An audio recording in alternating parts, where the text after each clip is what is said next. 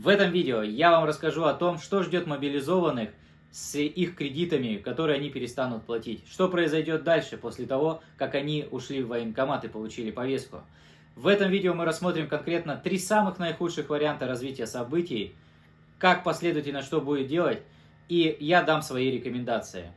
Я приветствую вас на своем канале, на канале Павел Советник. Меня зовут Павел Кобяк, и я финансовый управляющий.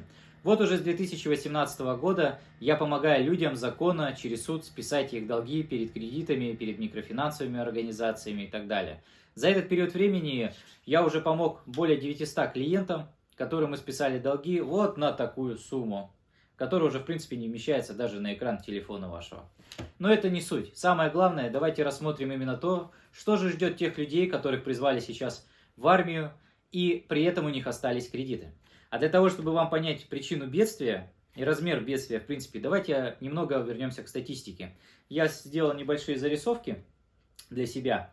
Итак, по данным Центробанка за 2020 год, количество денег, которое было взято людьми, общая совокупность, составляла около 17,5 триллионов рублей. Представляете, 17,5 триллионов рублей. Это как годовой бюджет на все расходы Российской Федерации. Такое количество денег взято кредитами, займами, микрофинансовых организаций и так далее. Если мы сравним с вами с 2019 по 2020 год, у нас с вами вырос среднее значение получения кредита. В 2019 году у нас средний займ был 160 тысяч рублей, то уже в 2020 году он стал больше 220 тысяч рублей. Видите, да, какой размер? Почти на 50 тысяч рублей увеличился средний размер кредита. При этом, обратите внимание, что зарплаты не выросли на 50%. А как раз вот увеличение кредитов, среднего размера кредита, как раз показывает нам, что у нас идет ухудшение экономического положения в стране. И оно началось уже задолго до пандемии и задолго до тех событий, которые произошли в феврале, ну и уже и в сентябре. Если мы посмотрим с вами дальше по статистике, то по статистике Центрального банка почти 29% нашего населения закредитованы. Вдумайтесь, 43 миллиона человек, у всех есть какие-то кредиты, либо микрозаймы. То есть каждый из вашего соседа через два соседа у него точно есть кредит. И при этом получилось так, что самыми закредитованными являются самые бедные слои населения нашей страны. И у них, как выяснил Центробанк, несколько кредитов, больше 4. А расход на кредиты семейного бюджета сжирает более 30%. Представляете? И у некоторых у них уже даже есть просрочки по некоторым из кредита.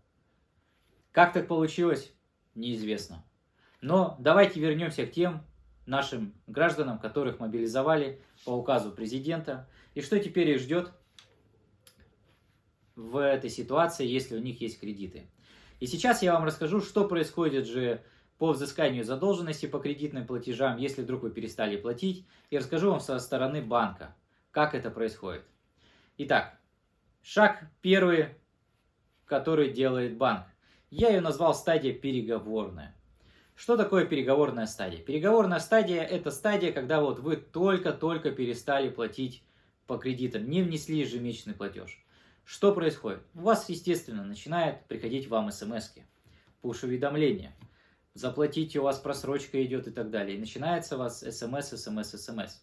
Дальше идет звонок от сотрудника банка с выяснением причин, напоминанием о том, что у вас ежемесячный платеж и так далее.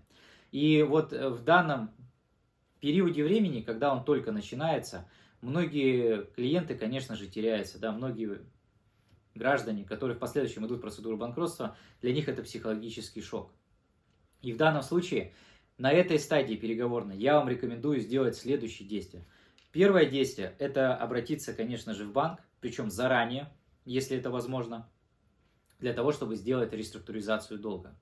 Особенно для тех, кто сейчас у нас призван по мобилизации, вышло информационное письмо Центробанка, есть разъяснение правительства Москвы дополнительное, да, о помощи, единовременной помощи. Центробанк вообще указал в своем информационном письме о том, чтобы банкам пойти навстречу тем людям, которые мобилизованы, дать им рассрочку, перенести, не взыскивать проценты неустойки. Если вы хотите более подробно узнать об этом, посмотрите, пожалуйста, на моем канале. Я буквально в прошлый раз рассказывал подробно об этом письме, что можно сделать, как можно сделать. Причем там можно использовать это действие не только самим мобилизованным, но и их членам семьи. Ну а что же дальше у нас происходит? У нас с вами дальше идет о том, что сходить в банк, попробовать реструктуризировать долг. Для этого ничего от вас не нужно. Вам просто нужно прийти к менеджеру, сказать, что у вас сложная финансовая ситуация, вам необходимо каким-либо образом выровняться, поэтому вы просите реструктуризацию. Помните о том, что у вас есть ипотечные каникулы, которые вы можете... Кредитные каникулы, друзья, не ипотечные, они ипотеки тоже применяются. Кредитные каникулы до 6 месяцев, которые банк вам тоже может применить.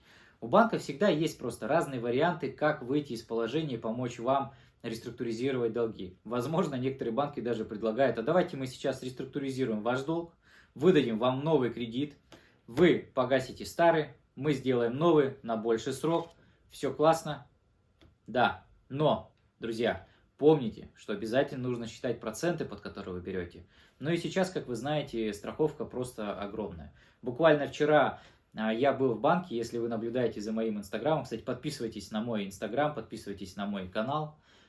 Вчера я был в одном из банков, в банке ВТБ, разговаривал с сотрудником и хотел уточнить, а вот сколько стоит страховка сейчас для людей, если взять кредит на 1,5 миллиона рублей, я спросил.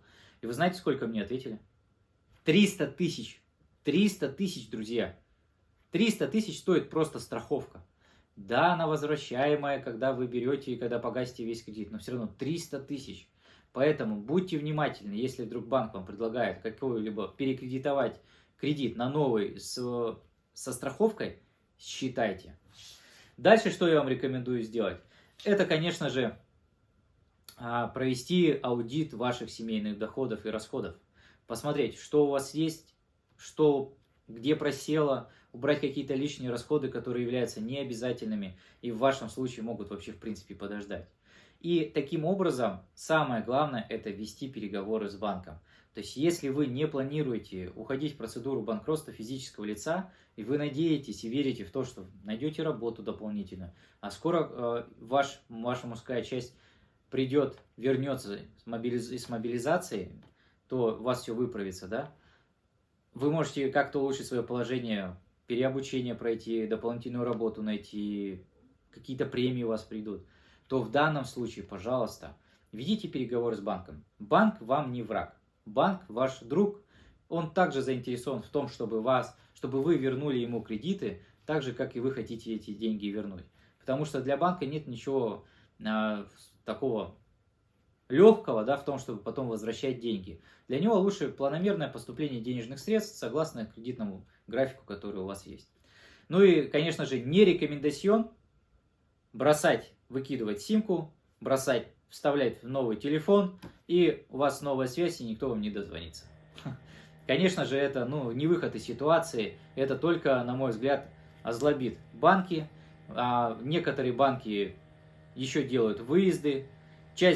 Большая часть банков, если вы с ними на связи находитесь, то они не делают выездов, не звонят вашим знакомым. Ну а если вы вот так вот начинаете скрываться, то, конечно, что должен делать сотрудник банка? Он, конечно же, пойдет по вашим соцсетям, он пойдет по вашим знакомым, он пойдет по вашей работе, где вы оставляли заявку, когда анкету заполняли, да, оставляли информацию о том, где вы работаете.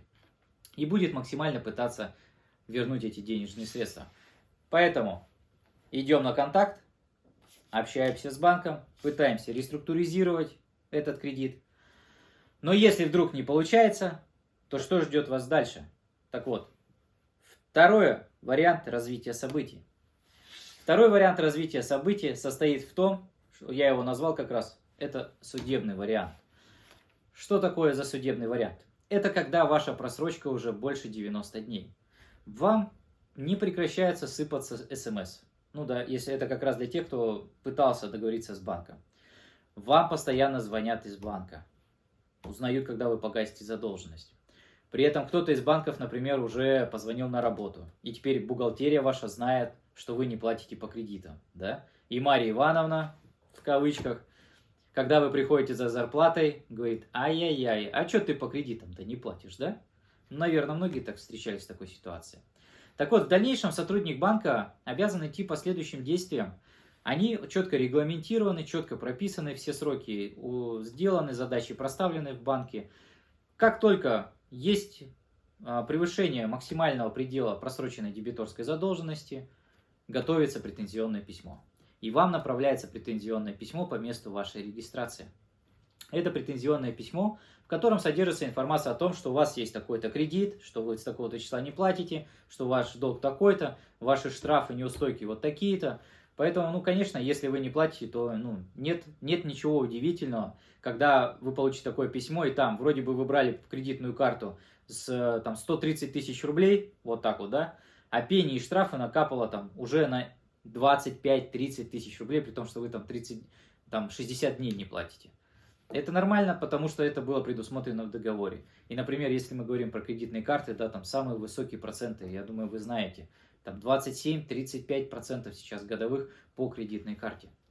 Что происходит дальше? После того, как сотрудник банка вам отправил претензию, и вы, например, получили ее, не получили ее, в любом случае вы никак не ответили, никаким образом не пошли на диалог с банком, то у банка происходит, конечно же, следующий вариант действия. Он начинает подготовку искового заявления в суд в отношении вас и направляет его в суд. Соответственно, возбуждается гражданское судопроизводство, вас вызывают повесткой в суд, да, и вы должны в данном случае прийти и объяснить, почему вы не платите по кредиту. Какие здесь я могу вам дать рекомендации в данном случае? Более подробно о том, как происходит судебное взыскание, я запишу в следующих видео. Если вдруг у вас есть какие-то рекомендации и предложения о том, что бы вам было интересно, о чем я мог бы вам подробнее рассказать, какие-то юридические моменты, пишите, пожалуйста, в комментариях. Я все читаю, отвечаю и буду записывать видео непосредственно о том, что вас интересует. Ну так вот, вернемся обратно. У вас возбужденное гражданское производство, да? Вас в суд вызывают повесткой. Что это означает? Это означает, что у судьи, все же, наверное, да, смотрели «Час суда», вы приходите в суд, там есть судья, который выясняет все обстоятельства дела. Выступает первым всегда банк, потому что он является истцом, заявителем, да, по взысканию задолженности. Сотрудник банка, у которого таких дел, как ваше, около 100-200 дел, он говорит сухие цифры. Был кредит заключен, человек не платит, долг такой-то, неустойка такая-то, штраф такой-то, да? Судья, негодующий, вот так вот смотрит на вас и думает, зачем же ты меня отвлекаешь, по кредитам не платишь, как бы. Начинает вас спрашивать, а что случилось? И вот здесь вот, если вы участвуете, да, в судебном заседании, вам необходимо рассказать судье, почему так получилось. А что вы предпринимали для этого? Для чего это все нужно? Это нужно для того, чтобы попытаться договориться с банком в рамках суда о какой-то реструктуризации. Второе, что вы можете снизить штрафы и неустойки, которые у вас предусмотрены договором. Опять же, при наличии обстоятельств судья имеет право снизить взыскиваемую сумму. Поэтому, если, например, вы ничего делать не будете, то у вас будет одна сумма. Если вы будете что-то делать, у вас будет другая сумма. Кто-то из моих зрителей сейчас скажет, ну да, конечно, ему легко говорить, он же юрист. Как, я же вообще ничего не понимаю в юридической деятельности, документов не понимаю, что как делать. Друзья, мы живем с вами в современном веке, и есть куча огромная сервисов. Юду, Профи.ру, Kuwork, Workzilla. Это все сервисы, которые объединяют фрилансеров. Вы можете на любом из них, из этих сервисов, да даже просто офлайн, обычные юристы, адвокаты рядом с вами, все вот это необходимо вам, они помогут вам для того, чтобы вам отстоять свою позицию. Так вот, если мы говорим о самом дешевом способе, самый дешевый способ это вот обратиться к фрилансерам в интернете, предоставить им пакет документов, исковое заявление суда и чтобы они написали вам позицию. Поэтому на второй стадии взыскания задолженности судебной я вам рекомендую следующее. Первое. Продолжать диалог с банком. Если вы намерены и хотите погасить кредиты, либо у вас вообще залоговое имущество, например, автомобиль в залоге, либо ипотека, что самое страшное, да, то вам необходимо продолжать диалог с банком. Не рекомендацион от меня скрываться, ничего не получать и просто сидеть вот так вот. Я в домике, как говорится, да? Друзья, так делать не надо, вы только сделаете себе хуже. Как я вам сказал, вам обязательно нужно подготовить свою позицию.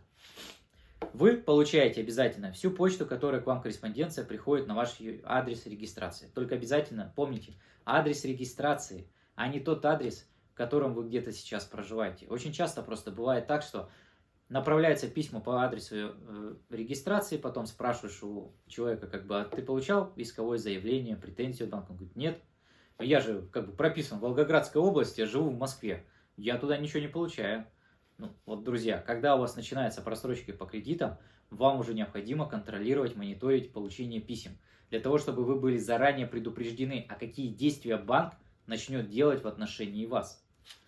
Поэтому получаем все письма. Следующий шаг. Находим себе фрилансера в интернете, задешево, для того, чтобы он вам написал отзыв на исковое заявление банка. Вам это будет стоить от 2 до 5 тысяч рублей в интернете, если мы говорим в офлайн варианте. Это будет стоить от 5 до 10 тысяч рублей. Да? И если вы находите в себе силы для того, чтобы участвовать в судебном заседании, предоставьте свою позицию в суд, придите в судебное заседание в конкретно обозначенное время и поговорите с банком и судьей там, в судебном заседании. Нередко так бывает, что судьи, если они видят, что действительно обстоятельства человека стали сложными, например, сейчас произошла мобилизация, основной источник дохода был муж, либо сын, который работал, но его сейчас призвали по мобилизации. И, естественно, работодатель его уволил. Зачем ему сотрудник, который не может прийти на работу? А вам платить по кредитам нечего. И если вы придете с такой позиции, скажете, что так и так и так, поверьте мне, судьи тоже люди. Они тоже понимают, что происходит в стране, они понимают, как могут вам помочь. И они дадут какую-то рекомендацию банку, например, что нельзя ли какую-то реструктуризацию сделать, какую-то каникулу предложить гражданину. Опять же, если вдруг вы хотите погасить долг и не задумывались уже сразу о процедуре банкротства физического лица. Что я не рекомендую делать? Как говорится, антирекомендацион от меня. Как я уже сказал, выкинуть симку, забыть, забить, ничего не получать, работать и все. И на авось. Российский авось. Русский авось, я бы даже сказал. Древние корни слова авось, друзья, согласны? Напишите в комментариях, согласны или не согласны. Как вы считаете, какая позиция вам больше нравится? Отстаивать свои права и бороться, да? Или просто, как получится, так получится, взыщут, пусть дальше бегают за мной. Напишите в комментариях. Для тех, друзья, кто только что к нам присоединился, подписывайтесь на мой канал, ставьте лайк для того, чтобы быть всегда в курсе новостей на моем канале. На моем канале я буду разбирать конкретные кейсы, отвечать на ваши вопросы. Поэтому, если вдруг у вас есть какие-то вопросы, связанные со взысканием задолженности, по кредитным договорам, по страховке, по микрофинансовой организации, пожалуйста, пишите в комментариях, либо в директе в Инстаграм. Я буду записывать специально видео для вас и отвечать на ваши вопросы. Мы будем рассматривать новости в рамках кредитов, в рамках процедуры банкротства, для того, чтобы вы тоже были в курсе всех событий, которые происходят в нашей стране. Ну а мы с вами переходим к нашему третьему варианту развития событий. Напомню, первый вариант событий нашего сотрудника банка. Есть просрочка, надо позвонить, поговорить. Вторая ситуация развития событий, когда у сотрудника банка уже просрочка, позвонили, не алло, надо писать исковое заявление в суд, взыскивать в суде. Так вот, третье, самое наихудшее, что может произойти в вашем случае, если вы перестали платить ежемесячные платежи, это исполнительное производство. Исполнительное производство вы, наверное, уже многие слышали, многие знаете о том, что это такое. И много в интернете картинок про приставов, которые приходят, описывают на камеру чайники, микроволновки, холодильники, вещи даже забирают. Друзья, я вам так скажу, что это больше постановки, чем реалити. В реалити, если вы придете на встречу к приставу, у него вот такая вот кипа дел, и там где-то есть вы. Но опять же, да, для тех, кто еще не в курсе, как это происходит и что произойдет, если не платить по кредитам, что будет в рамках процедуры исполнительного производства. Судебный пристав – это государственный служащий, который производит взыскание долга с вас. Только он имеет право получать взыскание. Ему поступает решение суда, в рамках которого будет указано о том, что взыскать там с Иванова Ивана Ивановича денежные средства в таком-то размере. Неустойка, пени, штрафы. Наихудший вариант для тех, у кого есть автозалог и ипотека, друзья, о том, что забрать автомобиль, забрать квартиру. Да, друзья, если у вас находится в залоге какое-то имущество, вам его уже не спасти. Банк заберет его в счет погашения своих требований. Даже ипотечную квартиру, друзья, вот развенчайте этот миф. Ипотечная квартира подлежит продаже и погашению требований банка. Поэтому даже если это единственное жилье, даже если там прописаны несовершеннолетние, для банка это вообще не имеет никакого значения. Он просто вас выпишет автоматически, выставит на торги и продаст эту квартиру. Ну, вот такие вот плохие у меня для вас новости. Ну так что делает пристав? Судебный пристав возбуждает постановление, исполнительное производство. В автоматическом режиме, друзья, в электронном документообороте он запрашивает из налоговой все расчетные счета ваши. И как только ему поступает эта информация, автоматом уходит постановление об аресте всех денежных средств, которые там есть. Поэтому, я думаю, сейчас вы обращали внимание на Сбербанк онлайн, например, у вас сразу автоматом высвечивается, есть судебная задолженность, прям красненьким начинает гореть. Это означает, что в банк поступили документы, они просто находятся на проверке, но вы уже должны знать, что все, что-то к вам пришло, и вам нужно выяснить эту информацию. Например, там в Сбербанк онлайне вы, в принципе, можете там посмотреть, что за решение, подать апелляцию, ну, классно сделали, конечно, ну, вот, напишите, может быть, кто-то из вас пользовался этим. И как только банк проверяет постановление пристава об аресте денежных средств, все автоматом ваши счета блокируются. Даже если у вас там были какие-то деньги, пособия на детей, пособия по инвалидности, для банка они никак не пахнут, как говорится. Это 10 тысяч рублей, это 15 тысяч рублей, это 3 тысячи рублей или 200 рублей, неважно. Все спишется. И вот в данном случае, какие от меня рекомендации для вас? Первое. Это обязательно сходить к судебному приставу, который возбудил исполнительное производство. Переговорить с ним, как вы можете погашать задолженность равномерными платежами. Как такового в исполнительном производстве нету мирового соглашения, да? Но вы можете обсудить с приставом, что вот у вас есть такая ситуация, что вы готовы погашать задолженность, например, каждый месяц по 2-3 тысячи рублей. И поговорить с ним. Приставы тоже люди, они, возможно, пойдут вам на какие-то уступки. Так вот, первое, постановление, да, поговорить с приставом. Второе, если очень часто такой случай, когда решение суда, предыдущая наша с вами стадия, выносилось без участия стороны. В данном случае обязательно нужно у пристава получить это решение суда и подать апелляционную жалобу на отмену этого решения суда. И да, вы знаете, можно отменить это решение суда, если вы не получали повестки и вы не были извещены. Если вы не знаете как, напишите в комментариях запрос, мы обязательно вам расскажем, что можно сделать в вашем случае. Получили решение суда, написали апелляцию, отстаиваем свои права и законные интересы. Что я не рекомендую вам делать? Не рекомендую делать уходить в серую зону. Ну, знаете, много таких людей есть, действительно, которые потом проходят процедуру банкротства физического лица. Это то, что берут, увольняются с работы, либо вообще работают на неофициальной работе, и им без разницы. Взыскания-то нету никакого. Карточкой пользуются третьего лица, зарплату получают наличкой, ну и у них есть исполпроизводство, нету исполпроизводства, разницы нет. Но вы знаете, где они поняли, что они ошиблись? Это в том, что когда у вас возбуждается исполнительное производство на сумму больше 10 тысяч рублей, у вас автоматом закрывается заграница. И если эти должники были и решили выехать срочно после указа президента о мобилизации, их погранслужба разворачивает обратно и говорит: давай пока гаси свои долги. Вот так вот, представляете? Поэтому исполнительное производство можно отслеживать. И я вам рекомендую, если вы знаете, что банк уже подал судебный иск к вам, обязательно отслеживать решение суда.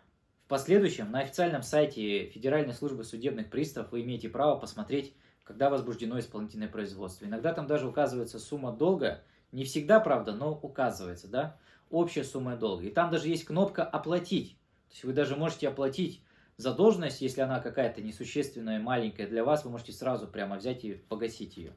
Но таким образом вы, опять же, мониторите всю информацию о себе и пытаетесь урегулировать этот процесс. Ну и вы меня спросите, а что делать тем, кто не хочет договариваться на первой стадии, у кого нет юридического образования или не хочет нанимать юристов на то, чтобы они отстаивали его интересы в суде, не хочет платить заработную плату, чтобы приставы взыскивали, потому что банк накрутил там проценты, ого-го какие, да и неустойки. Друзья, ну я бы хотел вам сказать, что для вас, конечно, в принципе, существует тогда процедура банкротства физического лица. В рамках нее, под нее подпадают все лица, у которых долги больше 500 тысяч рублей, просрочка больше 3 месяцев, вы уже обязаны по закону о банкротстве подать заявление о собственном банкротстве.